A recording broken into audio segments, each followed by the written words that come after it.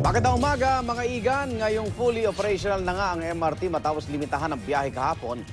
Kumuha tayo ng update sa pila ngayong umaga. Lumipat po sa Quezon Avenue Station ang ating kasamang si Micaela Papa. Mika.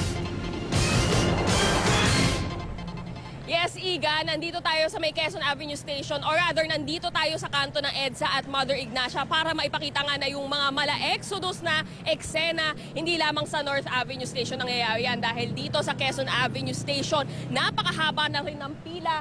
Kung makikita nyo, umaabot na siya ng halos hanggang Sergeant Esguerra. So mga 3 kanto na ang layo mula dun sa mismong istasyon ng MRT at yung mga ating mga kababayan nga ito, inoccupy na yung isang buong lane dito sa Mother Ignacia kung kaya naman mayat maya ay nagkakaroon na ng konting pagbigat sa daloy ng mga sasakyan dahil yung parehong papunta ng Sergeant Esguerra at palabas ng EDSA ay napipilitang gamitin itong lane na to na bukas. So kung makita natin umaandar naman every now and then yung mga tao, yun nga lang, kahit na nakapasok na sila, umaabot na sila sa istasyon, ay nagkakaroon ng cut-off at nagkakaroon ng panibagong pila naman dun sa tuktok, dun sa may mismong istasyon. So yun yung naging problema ngayon. Tanong natin yung isa sa mga pasahero, Kuya, matanong ko lang, mas maganda ba yung pila ngayon? Mas maginhawa ba o mas mahirap? Mas mahirap ngayon, sobrang haba.